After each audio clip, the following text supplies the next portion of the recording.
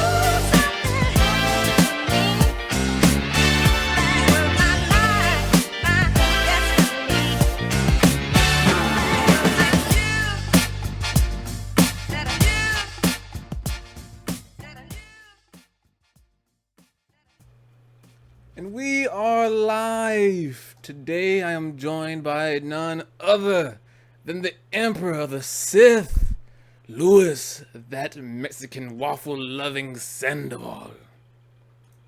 Yo. Thank you for that introduction, Zane. You're welcome, good friend. You're welcome. So, Louis, how are you doing, sir? Doing pretty good. Just had a little cheat day. Had some pizza. So pretty happy right now. Still on my little pizza high. Well, being the Lord of the Sith, you are entitled to said privileges. So I plan to use them. Indeed. For anyone who's wondering, the podcast almost didn't happen this week. For those who do not know, I started my fall semester. My last year for college, hopefully. Don't jinx it, knock on wood. All right. So yeah, and it's being very hectic. Also got a new job, which is also kind of hectic. So yeah, and we're gonna move the podcast to, as it stands, Fridays, 10 o'clock Eastern time. Yay. So we're still at After Dark. Oh yeah, that'll never change. We'll always be After Dark.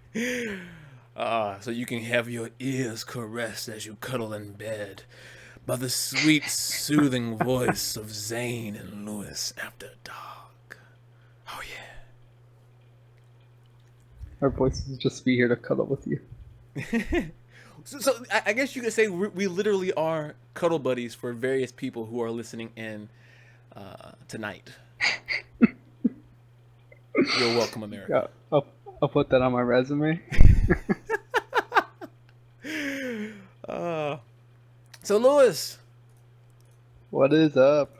For our tech segment of the day, I see that you have put in a lot of good little tidbits. I should add.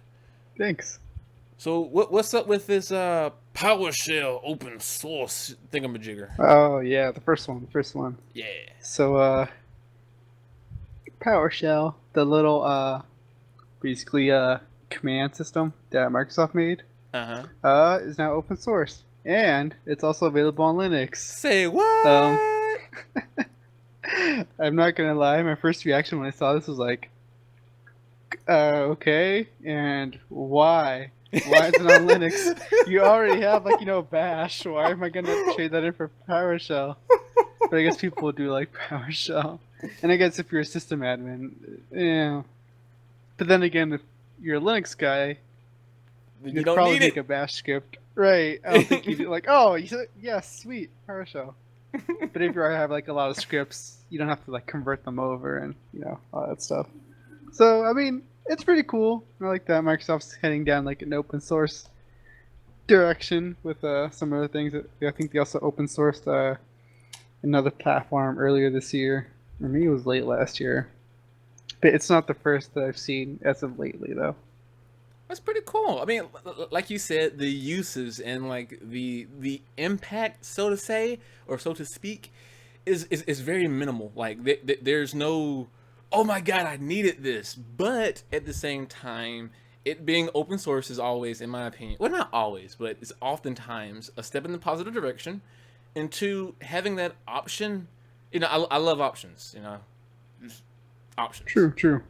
So I mean, and the cool thing is, like, if you're a PowerShell guy and you want to make a cool little script for like your Linux users, I mean, now it's more portable. indeed. Like, if I write a Bash script, it's kind of useless on Windows. But what I think with the release of what is it, Microsoft's Anniversary Edition, and now has the chance to run Bash. I've yet to play with that though. Have you, Zane? Not at all. Like I'm not even sure if I got the update yet, or if the update is even out. I think it is actually, because I noticed that my system for Windows 10 acts a little bit differently. But with the whole Windows 10 forcibly upgrading itself and updating itself without my knowledge when I'm not home, that's hard for me to know. It's mind of its own. Exactly. It's kind of frightening, actually. But one thing that I'm actually really curious about is, will this be more well, okay, in theory, at the core, it is more useful than what I'm about to say. But when you have products and software like, what is it, Cygwin, and the other emulators for Bash and other types of Linux command shell interfaces, can this from Microsoft actually stand as a good comparison to make those less alluring, less attractive? Because to me, if I'm going to be on Windows and I still want to have that kind of cross mentality, I'm gonna open up Cygwin. But I mean, Yeah. Don't really have an opinion of it because haven't really played with it at all. The initial reaction was always like, heck yes, you brought Bash to Windows. I've wanted that forever, and now it's finally there. Exactly. I will say also, kudos to the guys at Microsoft for trying to do more positive steps and positive actions. With Windows, Microsoft, I do use Surface Book, and I also do use a Surface Pro Generation 1. So if you guys want to, ever score a deal with Essence of Zen for, product placement, give us a ring-a-ding. Ignore the comments of prior weeks that we had about Microsoft bashing. Just focus on this one episode. Exactly.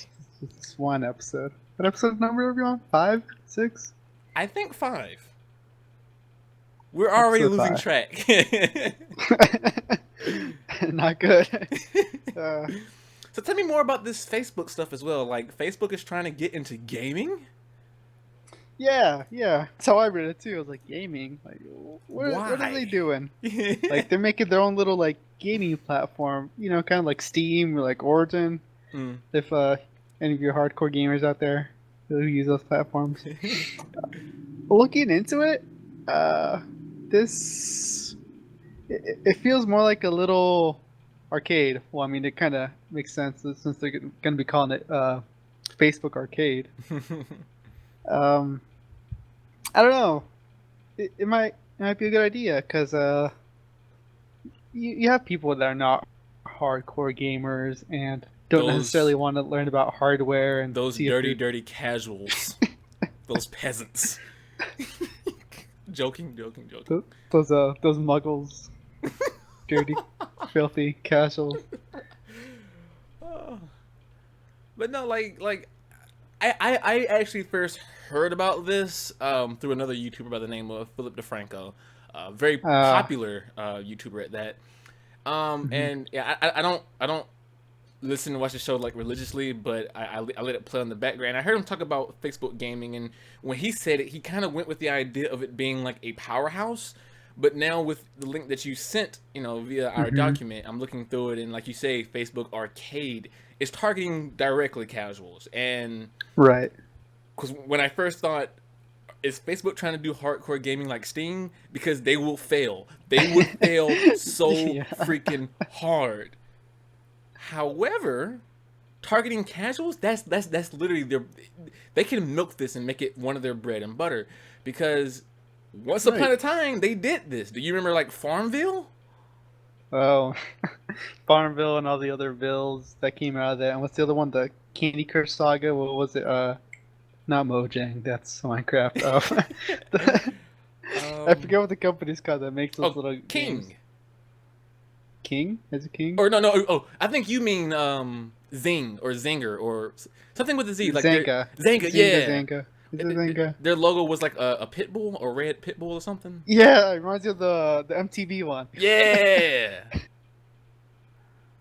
By the way, MTV, if you're hearing this, how's it going? Exactly. We can get you some product placement. I'm just saying. Yeah, we're always ready and willing for product placement.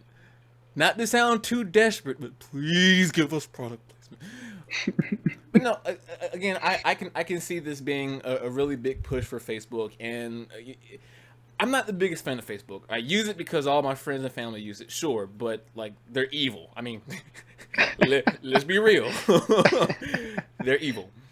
So I don't want to trust them with like an entire ecosystem, and I don't even like signing into other services through Facebook. You can sign in with Google, Twitter, or Facebook. I never use Yeah. Facebook because I just don't trust those sons of Uh, To be fair, like Google knows way more about me, and I just keep on giving them more information.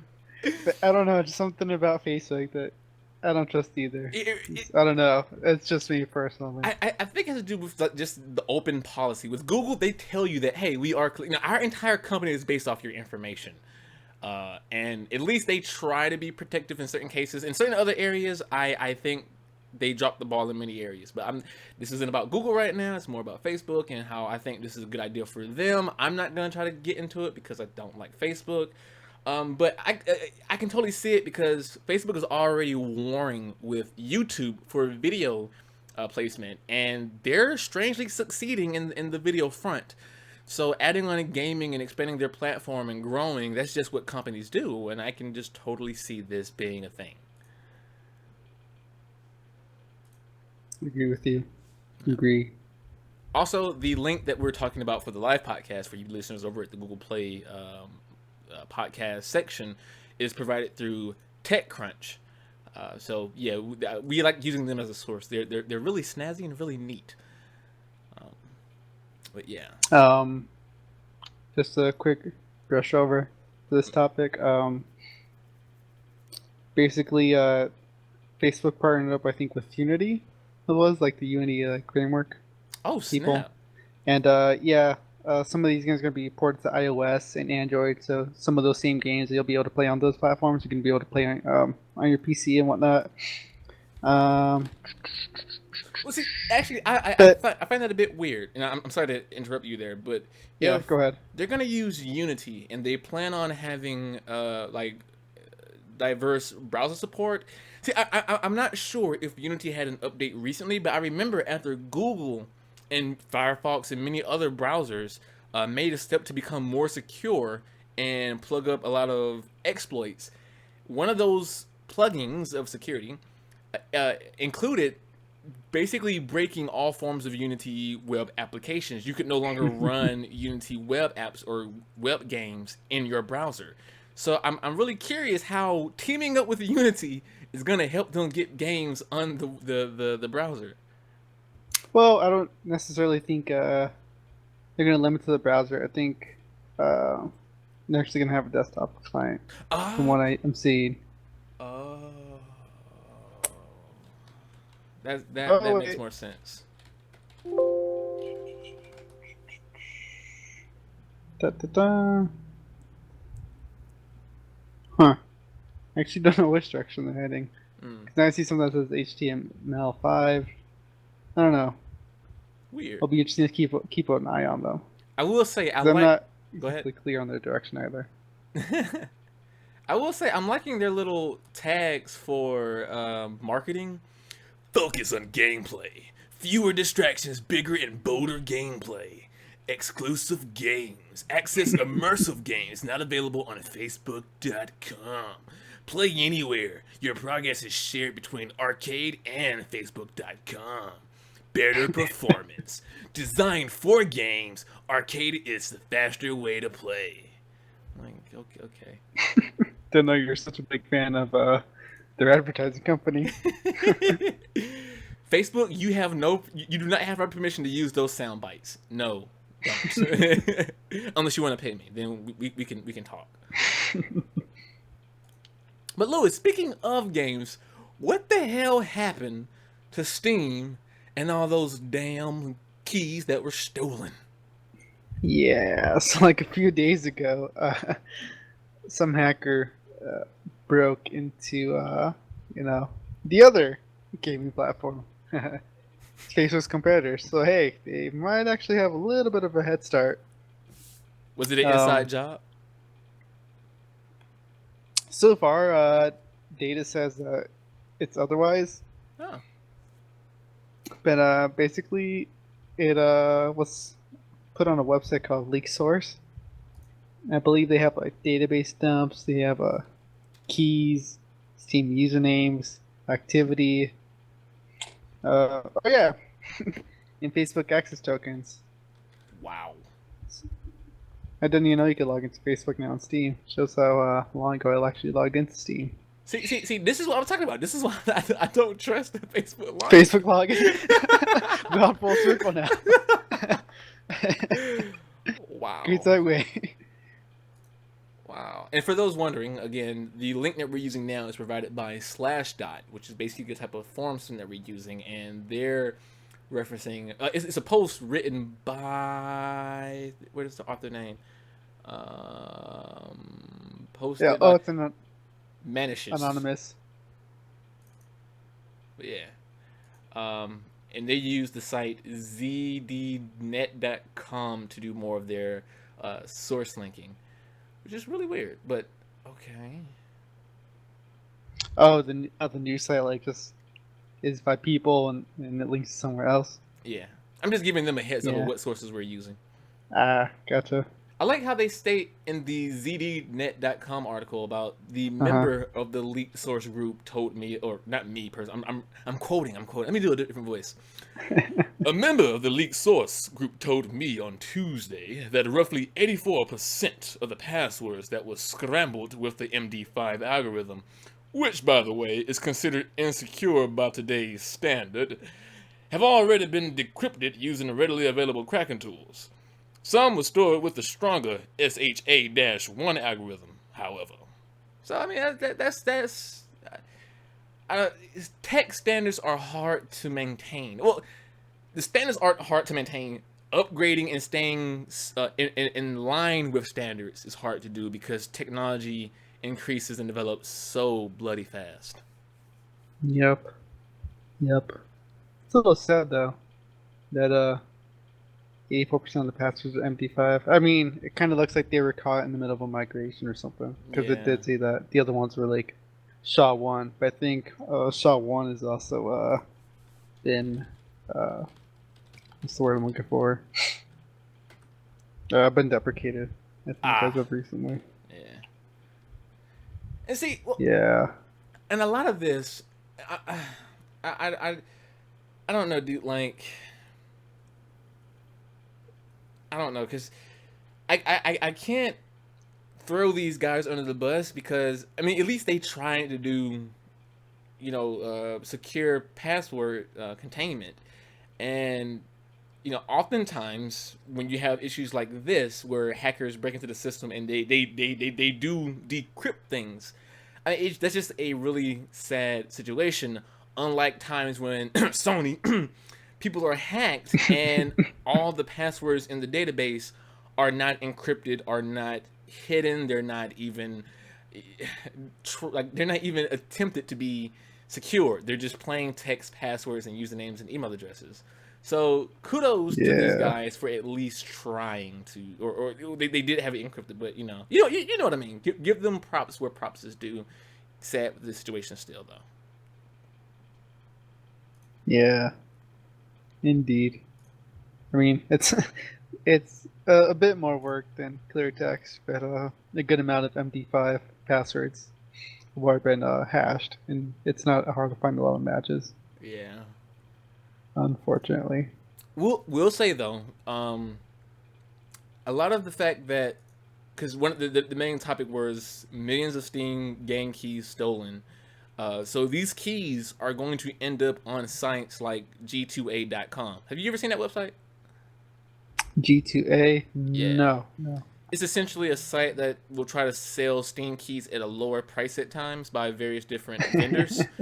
And I mean, technically, it's legal to do this, but the simple fact of the matter is, most of those keys, most of them, are obtained in very shady and nefarious ways. This particular instance being one of them. When hackers can get in and steal, game keys, they usually end up on markets like G2A. And that's not trying to say G2A is a bad site, but it's literally kind of like the middleman between the surface market and the black market. They're in between. So, they're like, don't blame like us. Pirate Yeah. Bay. What is it? Big Buck Bunny, Yeah. that free open source video. Or I could download, The Hangover 1, 2, and 3. Because torrents aren't illegal. Just some of what things are torrented from are illegal. So, but yeah, Yeah. Okay, and again, we are on a sir. I'm not gonna say we because this is all credit to you. You are on a ball with these like big time events. So what the hell's going on with Twitter? So, Twitter has apparently suspended. Let's see, what's the number they give? Around 235,000. 235,000, right? Since February, just of this year, of basically accounts that they linked to as a terrorist. Basically, they're promoting terrorism, which is interesting because I've heard that Twitter's kind of on like a perma ban spree as of lately. They're just kind of like shutting down a lot of people, like just based on what they're saying, and like a lot of people are criticizing it, saying that they're restricting free speech, kind of deal. Yeah, and I want to make a statement about that for the moment. Okay, so For it. First and foremost, Twitter is a platform and a service. So they do hold the right to uphold a type of standard that they may set in place that may not be objective. It could be biased as hell, subjective as hell. They can have this, they can change it whenever they want to. They can they can ban everybody and have that right to, because it's their platform, it's their system. We're not, forced to use it. There's other alternatives and etc. So put this thing out there right now. So them doing this is not like breaking a law of of your freedom of speech. they're not actively Right, shutting they're you not up. So They're not a public institution. right. Because I think what was the word I was looking for? Oh damn! I just forgot. I forgot what I was gonna say. I lost my train of thought. Yeah. Anyway, I'll move on to my next point that I was gonna mention because I just can't remember the comments I was gonna say about Twitter. Oh yeah, which is kind of funny because Twitter, I think, was actually getting blamed for the growth of ISIS. Because apparently ISIS put a lot of propaganda on there, and eventually, like, California court ruled that, like, guys, calm down. It's not Twitter's fault. It's that ISIS Obama's decided fault. to use their platform. Thanks, Obama. Yeah, I mean, You can't hold It's a funny. Go ahead. I was gonna say it's just a funny like case to just like even have to go through. I think it wasn't even like ruled. I think it was like even dismissed. I hope so, man. Cause like it feels like I can write. No, someone can write on a piece of paper. I'm going to attack Target tomorrow, right? And the attack Mm-hmm. happens, and instead of blaming the attacker, or people who may have known the attacker was going to do this, and I'm not saying that people should be blamed for that, because but they should speak up and say something.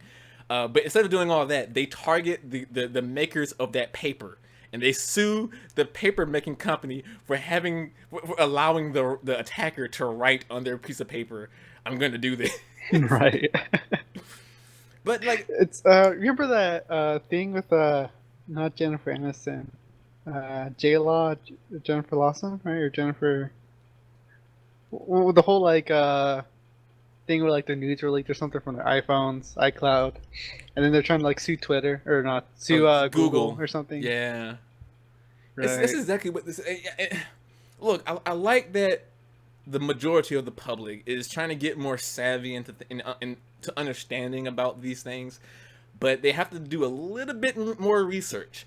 If your system on Apple got hacked, it is not a search engine's fault.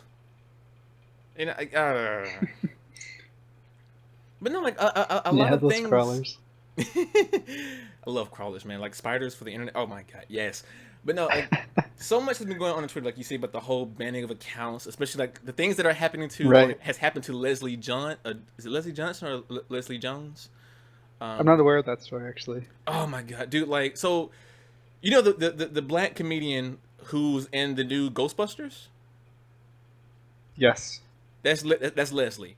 Before Ghostbusters was coming out, a lot of people were like bashing her on Twitter, saying, "Oh, you look like an Abe." A lot of racial stuff going on, a lot of hurtful things. And her comment was, she's not gonna let it get to her because haters will be haters. But it was like an abundant wave of it, right? So then a lot of people saw that one particular Twitter user who, and this isn't a judgment of his character, but he's a gay male, really big on a certain conservative scene, I do believe. He also joined Mm. in bashing Leslie, but then Leslie, hit him back with like it was like a Twitter beef, social beef between two Mm. people. However, since he was more aggressive with his statements, his account ended up getting banned by Twitter because Twitter said that they found his statements to be overly aggressive and like specifically targeting like harassment.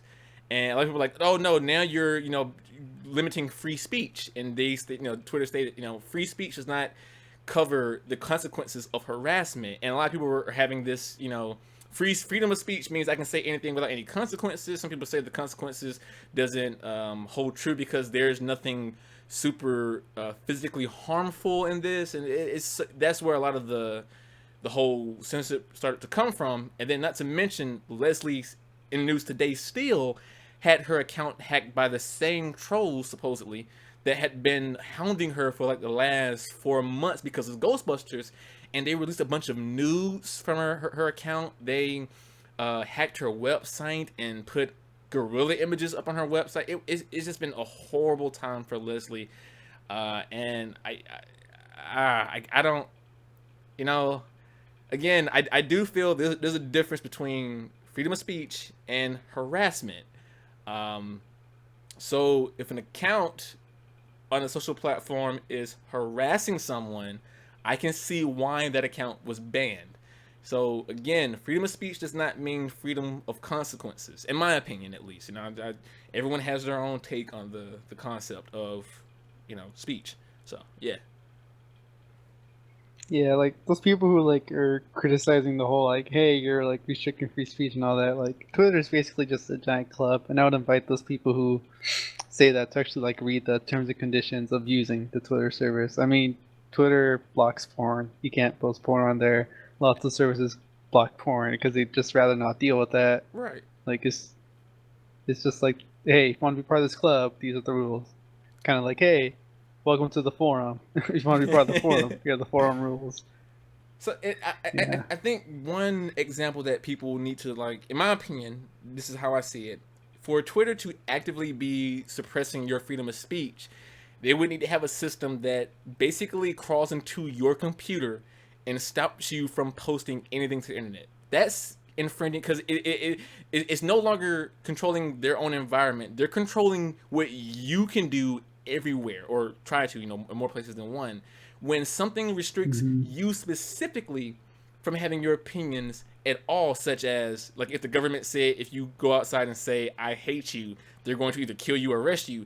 That's limiting your freedom of speech. If the country says you are allowed to say I'm going to kill the president on a so and so forth of the day, but then charge you for conspiracy to assassinate, or conspiracy of assassination, you were free to say it.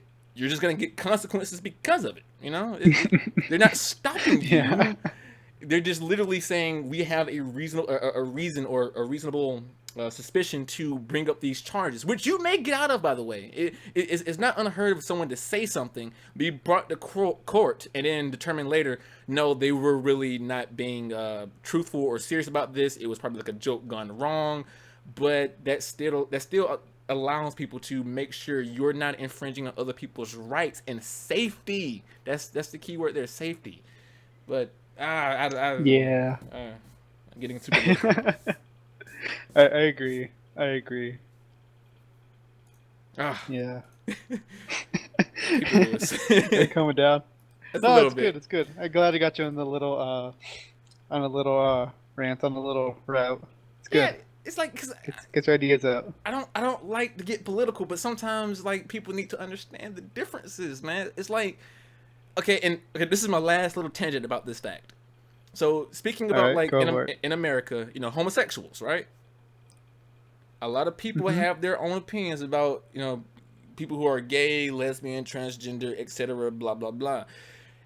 You are free to have your opinion, to have your beliefs, to have your ideas. You don't have to agree with it, and that's fine. You're not gonna be arrested or well, you may be attacked if someone knows about it, but then the attacker will be in the wrong, not you. So, but you are free to have those thoughts and even make statements. But the moment that you try to infringe on someone, such as what happened in the news, I believe yesterday, where a man threw boiling hot water on two gay men, no, that you're not being suppressed for freedom of speech. You are now inciting harm. You're now affecting other people's lives. Your statement is now being put in a manifestation that affects physically, emotionally, and via the basic human rights, as well as the rights as a U.S. American citizen. That is what you're being punished for. Not your opinions, not your thoughts, not your ideas, not your belief. You are not being targeted because of your belief. You're being targeted for the actions that you are causing to others, which is preventing them to have their basic rights as a U.S. American citizen, as well as a basic human being. So the difference is there, and people need to realize that difference and stop hiding behind, freedom of speech, freedom of speech. It's not freedom of speech you're talking about. You are being a dick. Everyone go buy Lewis's book, How to Obtain World Peace, subtitle, Don't Be a Dick. Yeah. We fight with words, so we don't have to, use fists and weapons. It's kind of yeah. I'm having a grinding Once my start gears, using force. Man. But moving on. What's up with the companies can't legally void the warranty for jailbreaking? Yes, finally, mother freakers. So basically, there's a, I don't want to say reporter, because I think, oh no, wait, that's right, this article's from like Motherboard. Basically, they're saying that manufacturers technically don't have the right to void your warranty just because you simply change the software. Lewis. That's what they're saying. It's almost as if they're saying we have a basic right to use the items that we buy with our money, that the item becomes ours in a very normal, logical way. Actually, however, when you some things technically aren't yours, like for instance, Windows.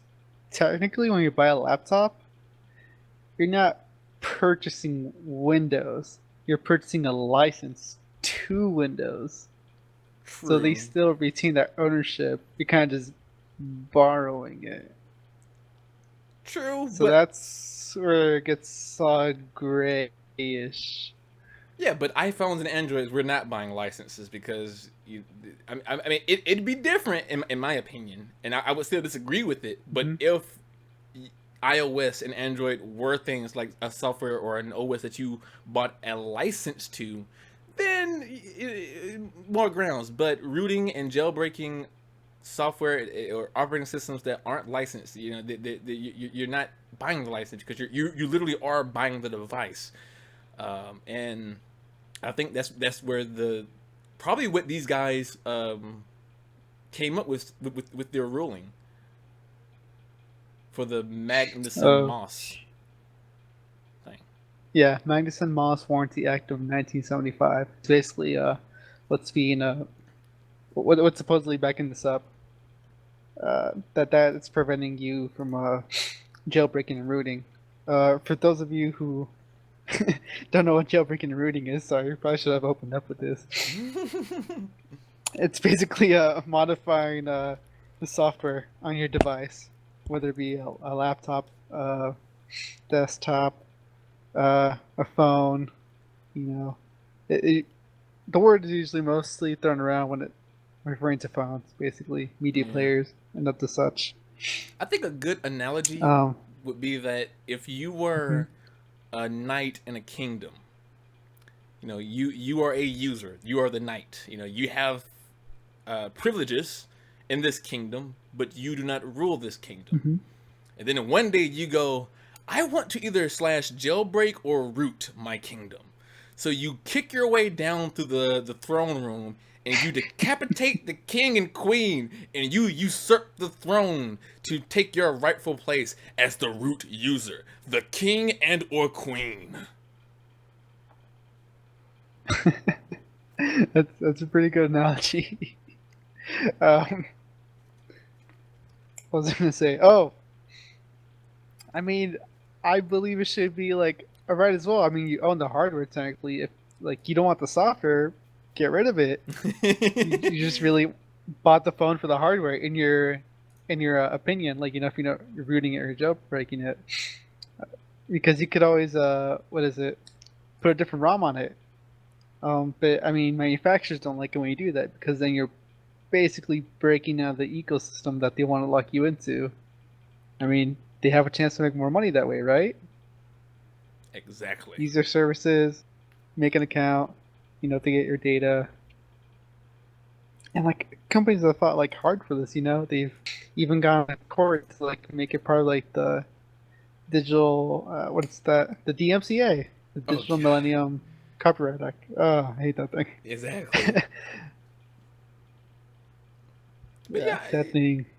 it's a weird concept overall, and of course, manufacturers aren't gonna sit and just take this. They're gonna argue and find ways to try to usurp or go around it. Probably by creating a license for the mobile operating systems. Because my Hmm. goodness, and I hate to even say this, but I think Google would even go this route because I'm noticing patterns from their recent Android updates, and I like the idea that they want it to be more unified, but at the same time, I think they're being a bit aggressive in kicking out freedom of configurations for users to mess around with their own devices as well as the software, and that's just it frightens me. It frightens me.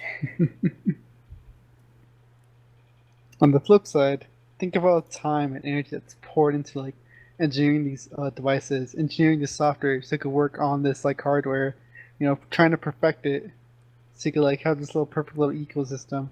Then the user just comes in and boom, boom, boom, stomps all over the place and does whatever they want with it. You just ruined the little product that you created.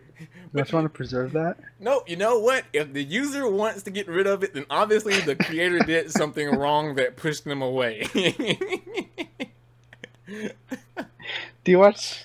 Do you watch Silicon Valley at I all? don't. I've been meaning to get into it. I just haven't watched it yet. Uh, I'll send you this video after the podcast. It has to do with operating system. Like, it's a shitty operating system, and the way they just like tear this operating system apart. I'll send you the video later on the episode. Wow. But yeah. I think that does it for the tech related news. I want to get into a little bit of gaming discussion going on with just games in general, man. And first thing is first, do you know what, like, space simulators are? Space Invaders? Space simulators.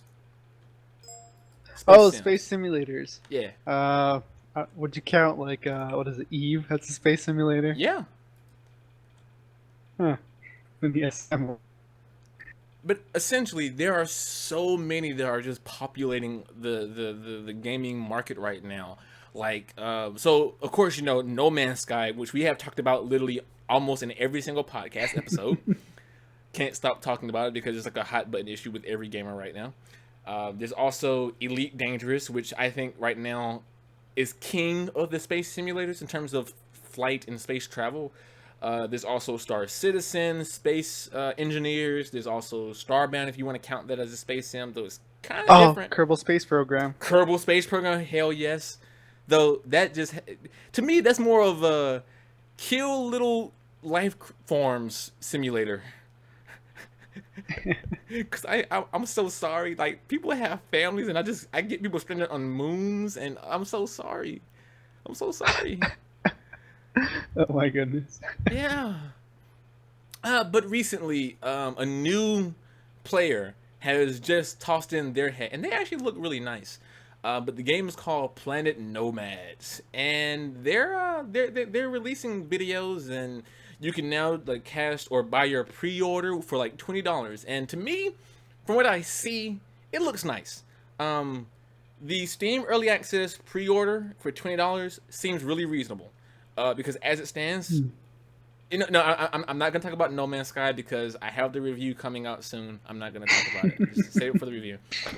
Gonna spoil it. But they also have a closed alpha version for $40 that will allow you to play the game as is currently.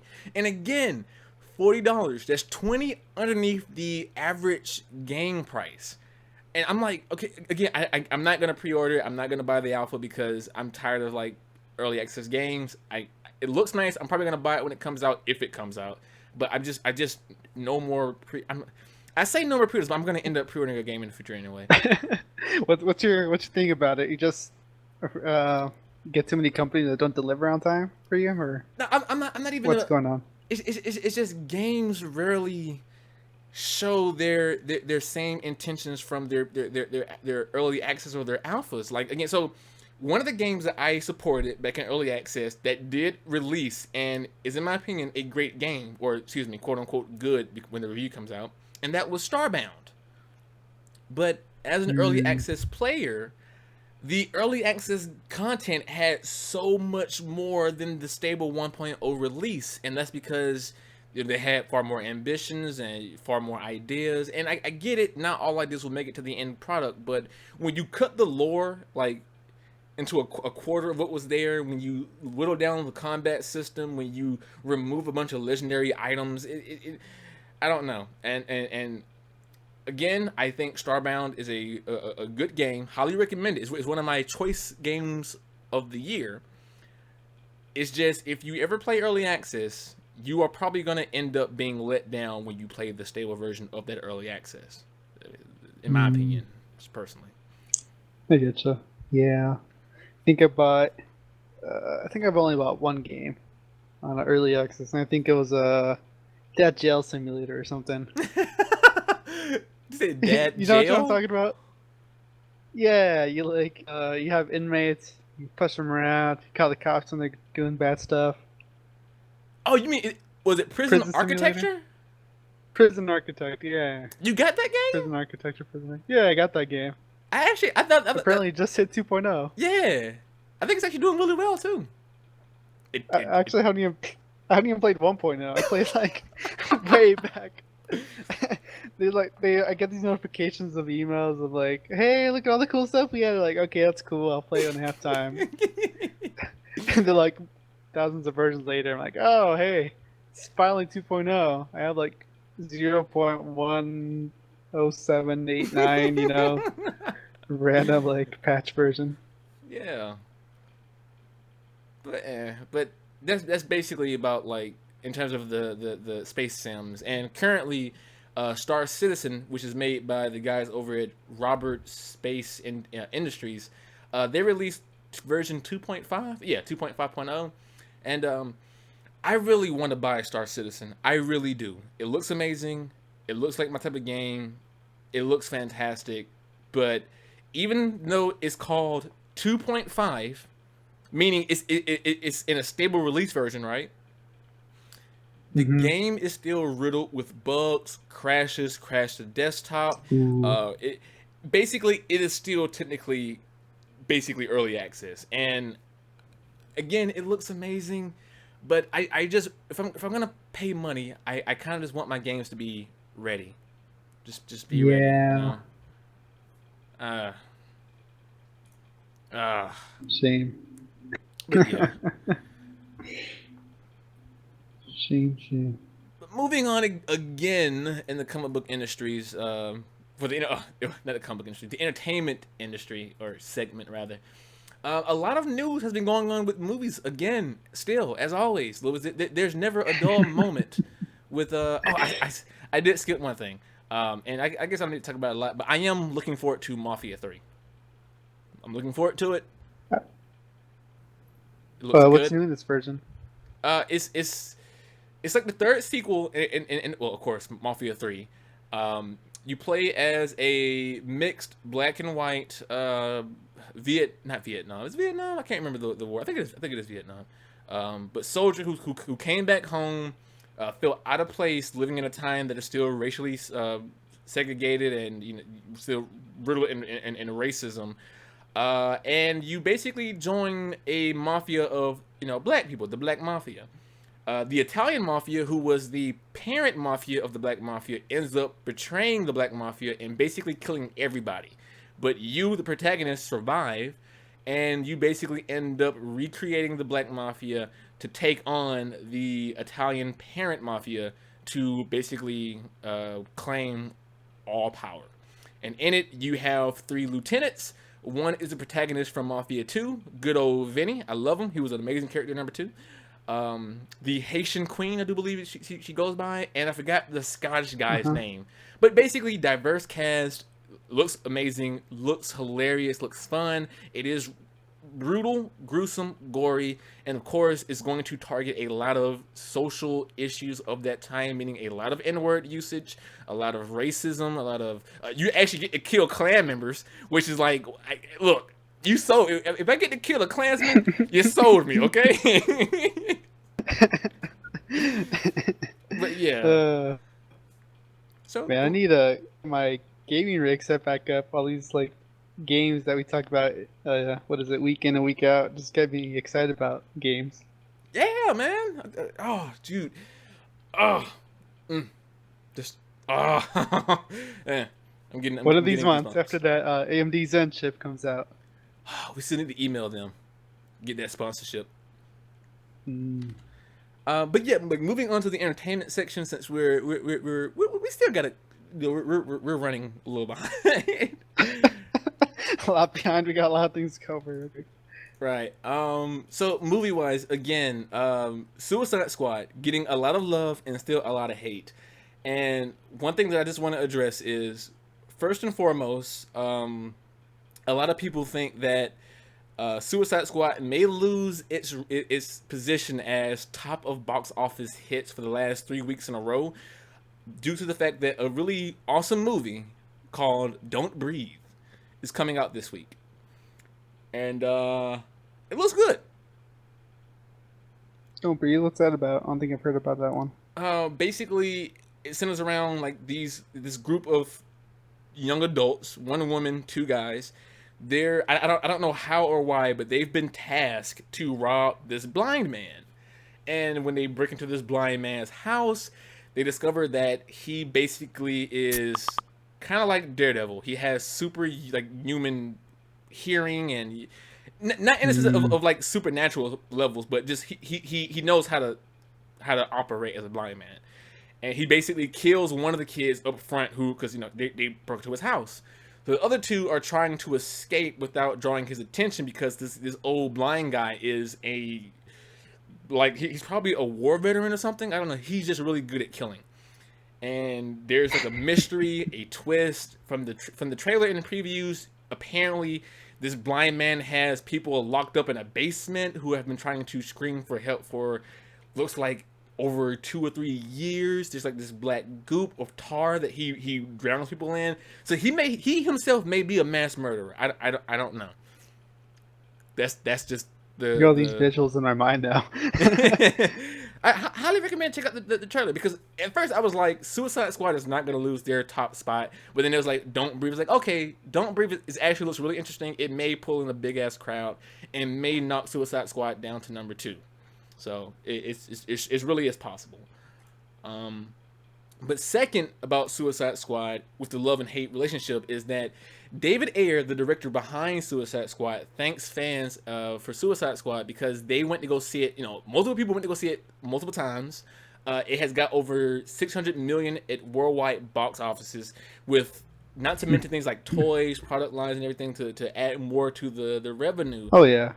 And it's just it's becoming one of those turning points where a lot of people are saying, yeah, major critics have butchered this movie. It's not perfect, but it's surely above average. And I think a lot of people are just starting to have that type of concept with it. But you have a lot of people saying, oh no, even though it made a lot of money, far more than its filming budget, it still has yet to break even due to the marketing budget and the oh yeah, that's true. and then the money gets split, because a lot of people are looking at Warner Brothers revenue for this, whereas because you got Warner Brothers and you got DC, and you got the actual film staff and everything. So DC has already made a profit from it, but Warner Brothers, the producers, have yet to do so, and that's where everyone's like, oh well, it's not a success if the producers don't get their revenue or of positive income. It's like, okay, dude, chill out. But don't know much about movies, but as long as I get my money, I'd call that successful. Exactly. So like, as long as I have my paycheck.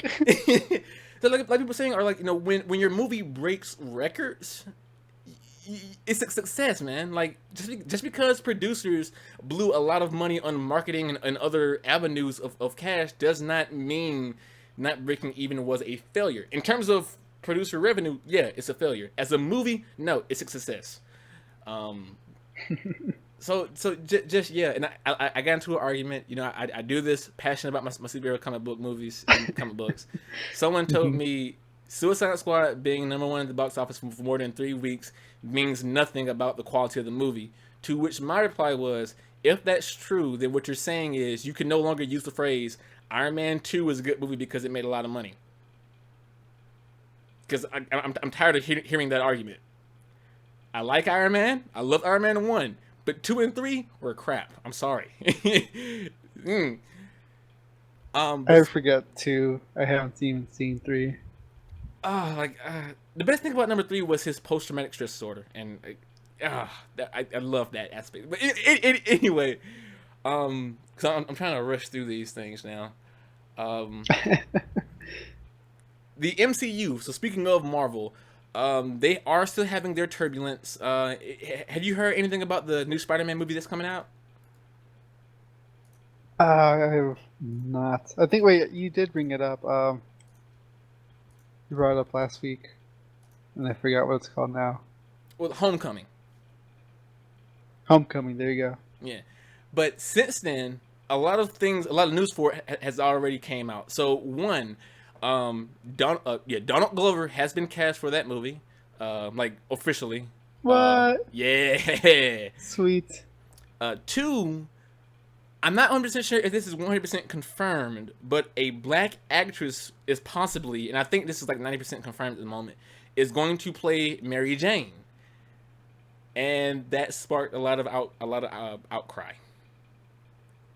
I can see why. She's traditionally not black in the comic books, Right. so I see where that's sparking from. But Lewis, What's the reasoning behind this? just well, supposedly, because a lot of things I don't think are official just yet, at least to my knowledge at this time of live podcasting.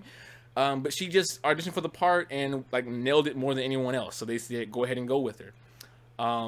But what's funny though is certain people's outrage and how they try to explain why they don't like it. Because look, if you don't like a character being changed, I get it. It's reasonable. That's fine. You're not a racist for wanting a white character to be white, okay? You're not a racist for that particular reason.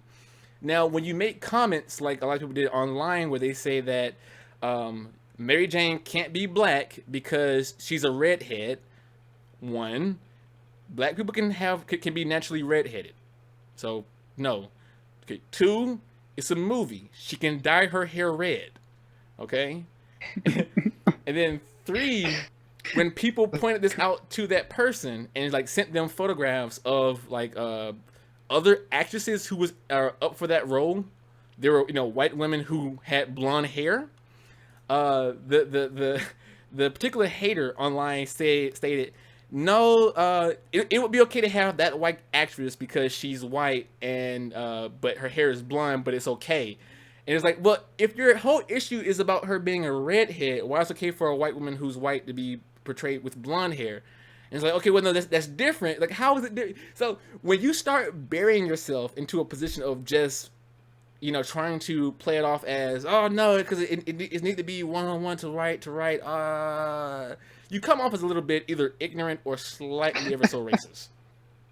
I can see like both ends. Like for instance, we just talked about it. Suicide Squad. Deadshot isn't black. Right. But I was excited because like I love Will Smith as an actor. He's gonna make a great Deadshot. Like I could give a crap about his color. Right. Like if he was like a shitty like Deadshot, I'm not gonna be like, well, at least he was black. Or if, like the like what? That's racist on its own too. Like exactly. If there was like Mary Jane and she was white, I'm not gonna be like, well, I mean, at least she was white. Like, what? That's like racist on its own. Exactly. So again, if you're out there listening, if you don't like a white character being changed into another race, that's reasonable. It's fine for you not to feel comfortable with a character who you have a particular image of to not fit that image. That's not racist. It's not. It's not. But when you start replying in ways that kind of hints towards something else going on, that can come off in a wrong manner, And then secondly, the writer behind a few of the Spider-Man comic books stated, look, he understands the uncomfortable, manner of certain people, but certain characters are not tied to their race, such as Black Panther. Right. It's important that he's black because Black Panther, Africa, the king. It's what he was. It has to be like that's. It's his thing. Oh, go ahead. That's his thing. Right. But like, say how in DC when you ever seen Teen Titans? The cartoon. Teen Titans. Yeah, the one on Cartoon Network. I haven't seen Go. I have not seen Go. Yeah, but do you remember the character Jinx, the little unlucky power lady who could make bad things happen? So originally, her character is a black character who does like mystical stuff that's hinted towards making it to voodoo. So she has like, gold African plated attire. She's bald with like the Taurus nose ring. She's black, but they changed her design to fit this more like emo white, bubblegum pop purple hair character. Most people have an issue with it, not because they turned her white, but because her history, her origin isn't so deeply rooted into being black. Right. Yeah, like I would fully agree with that statement. It depends on the character and if like their race like really makes that big of a difference for their role. Yeah. So like the Black Panther was a perfect example. Yeah. Captain America, he needs to be white in my opinion. Not because America is white, but because his origins are brought to you by a time where soldiers were all white, full of racism, and they went against the Nazis, and the whole thing about Captain America being almost quote unquote perfect through the eyes of the Nazi because he's white, has blonde hair, but his eyes aren't blue, they're green. So a lot of Nazis would say, you were almost perfect. You were almost the perfect Aryan species. You know it's a running thing for Captain America. That's why Captain America should be white.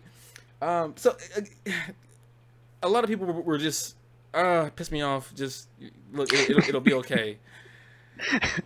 You sure, Zane? I'm positive. The world's not gonna end because of a black Mary Jane. Okay. Also, the Russo brothers confirmed that in the Marvel Cinematic Universe, Captain America, or Steve Rogers, is no longer considered, quote-unquote, as Captain America. He drops the title. He drops the mantle. And a lot of people are kind of frustrated because recently a lot of the MCU team have been coming out with this whole... This is information that is not going to appear or has appeared behind the scenes that didn't get caught in the movies. Things like, for instance, Captain America no longer being called Captain America. Talking about Thaddeus Ross, the general behind the whole Hulk family type of thing.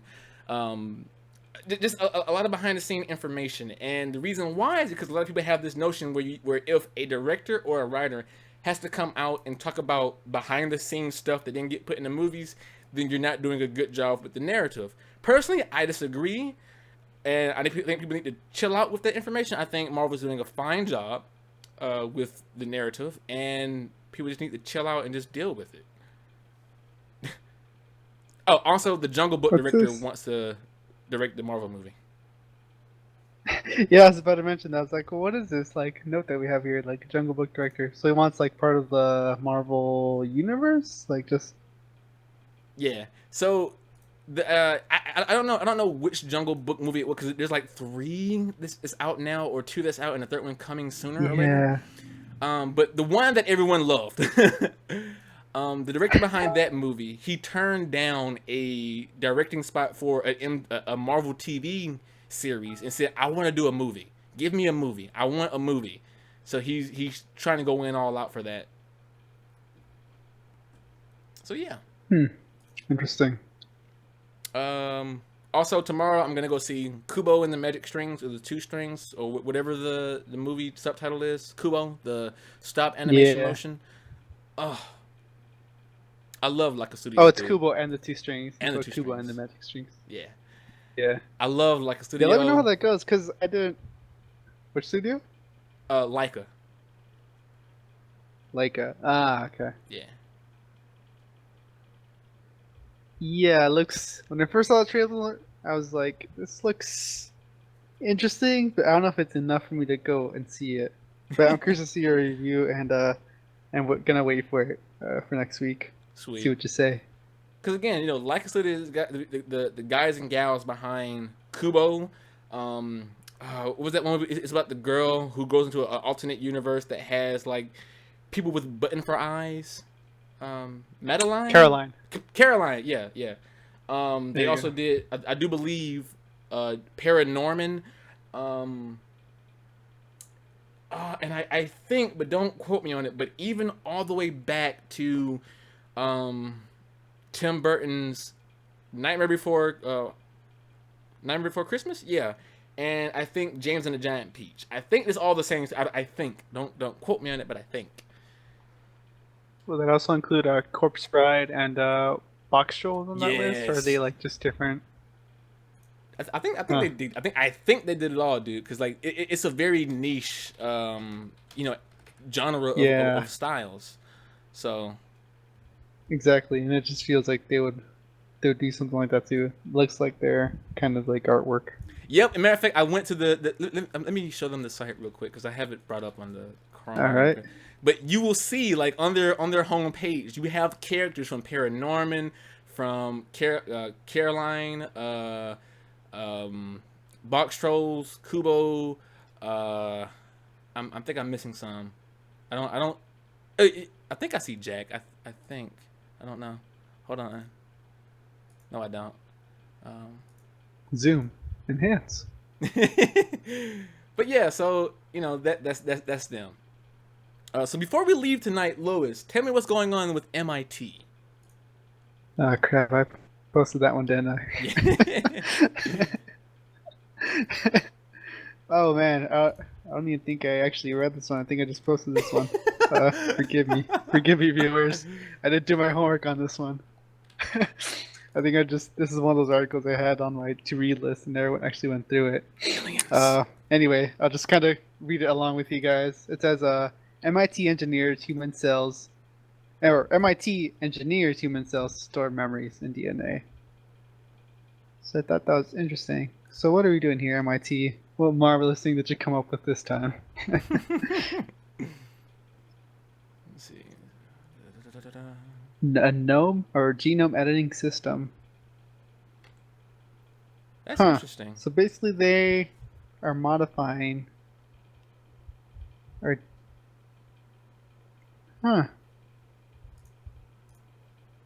they basically modified the cells so they could store deeper and longer lasting memories. Wow.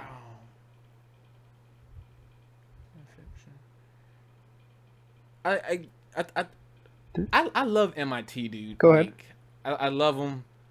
And just reading like the whole aspect of all the information allows for much closer study on the impact of infections and diseases like cancer. It could also potentially be used to follow the role of specialized cells during development from the embryo to full-grown adult. Because for those who do not know, like when it comes to cells, I do believe I'm not a biologist, I'm not a chemist, and I'm a computer scientist. I deal with the cells of bits and binaries, so not humans and biology. But DNA does store data, and it acts as a pathway for your body to know what functions to call during certain stages of life. And it allows the body to recognize patterns and systems, the whole amino acids and things. And I think, and again, I'm just quickly reading through this, the idea of allowing cells to store longer memory, which allows them to see the calls, the actions, the connections and bridges between those signals to do certain things, allows them to see exactly what all, or at least more so, of what's going on inside that DNA. And because of the whole idea for infections and things like diseases and cancers, if your cells can hold longer memory, you can see far more of what the disease or ailment is affecting in your body via those cells. And I think that's what they're getting at. I think. To quote the article directly, moving the technology to human cells means, among other things, a potential method for studying the ways in which cellular events, like gene regulation, impact disease, according to MIT Associate Professor of Electrical Engineering and Computer Science and of Biological Engineering, Timothy Liu. Well, goddamn, Timothy, with y'all your Associate damn Professor. Jesus. Still though, no, dude is electrical engineering, computer science, and biological engineering. This dude is like the triple threat, dude. I want to marry this guy. Want to meet him in a dark alley. He's Batman. Wait, God, Batman. I don't know why that's so funny. Because it's Batman. Anything to do with Batman is funny. It's like the end all be all to like comedy. Just if I was ever a comedian, I'd go on stage guys. As in a Batman suit. That's what I'd do. Is that what you'd open up with? I'm Batman. Yes. And they'd laugh, and I'd go, I don't know why you're laughing. I lost my parents at a very young age. And they continue laughing and go, stop it. I am the knight. And just continue on and on and on. And on. Rachel. Where's Rachel? Martha! Bruce. Bruce. But yeah, guys, you know what? I think I'm gonna start moving the what's going on at EoZ at like the top of the thing. Just go ahead and knock those out of the way. Updates to the sites are coming. Lewis has increased the speeds of the load time yet again. It's what he does best and succeeds at it. And I fixed a few errors with the whole page transitioning things. Also have a few more stuff coming to be added to it. And last but not least, we are looking to expand. I'm looking for more blog writers for the site's blog, and that's pretty much it for the expansion at the moment. So yeah.